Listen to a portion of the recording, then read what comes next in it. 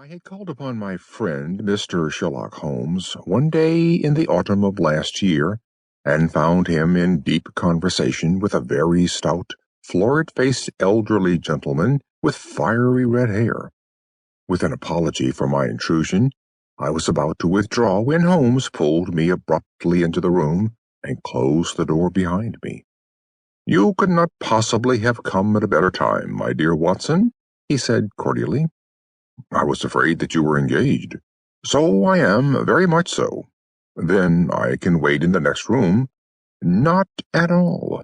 This gentleman, Mr. Wilson, has been my partner and helper in many of my most successful cases, and I have no doubt that he will be of the utmost use to me and yours also." The stout gentleman half rose from his chair and gave a bob of greeting with a quick little questioning glance from his small, fat, encircled eyes. "Try the settee," said Holmes, relapsing into his armchair and putting his fingertips together, as was his custom when in judicial moods. "I know, my dear Watson, that you share my love of all that is bizarre and outside the conventions and humdrum routine of everyday life. You have shown your relish for it by the enthusiasm which has prompted you to chronicle and, if you will excuse my saying so, somewhat to embellish so many of my own little adventures." "Your cases have indeed been of greatest interest to me," I observed. "You will remember that I remarked the other day, just before we went into the very simple problem presented by Miss Mary Sutherland, that for strange effects and extraordinary combinations we must go to life itself, which is always far more daring than any effort of the imagination." "A proposition which I took the liberty of doubting."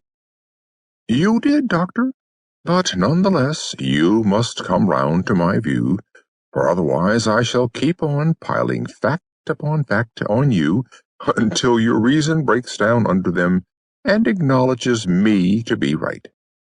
Now, Mr. Jabez Wilson here has been good enough to call upon me this morning, and to bring a narrative which promises to be one of the most singular which I have listened to for some time.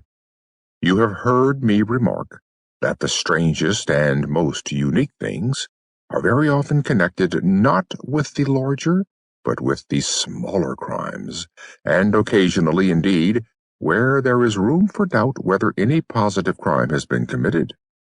As far as I have heard, it is impossible for me to say whether the present case is an instance of crime or not, but the course of events is certainly among the most singular that I have ever listened to. Perhaps, Mr. Wilson, you would have the great kindness to recommence your narrative. I ask you not merely because my friend Dr. Watson has not heard the opening part, but also because the peculiar nature of the story makes me anxious to have every possible detail from your lips. As a rule, when I have heard some slight indication of the course of events, I am able to guide myself by the thousands of other similar cases which occur to my memory. In the present instance, I am forced to admit that the facts are, to the best of my belief, unique." The portly client puffed out his chest with an appearance of some little pride, and pulled a dirty and wrinkled newspaper from the inside pocket of his greatcoat. As he glanced down the advertisement column, with his head thrust forward and the paper flattened out upon his knee, I took a good look at the man, and endeavored, after the fashion of my companion, to read the indications which might be presented by his dress or appearance. I did not gain very much, however, by my inspection.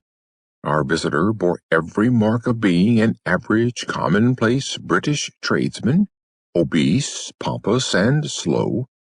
He wore rather baggy gray shepherd's check trousers, a not over-clean black frock coat, unbuttoned in the front, and a drab waistcoat with a heavy brassy Albert chain, and a square pierced bit of metal dangling down as an ornament, a frayed top hat, and a faded brown overcoat with a wrinkled velvet collar.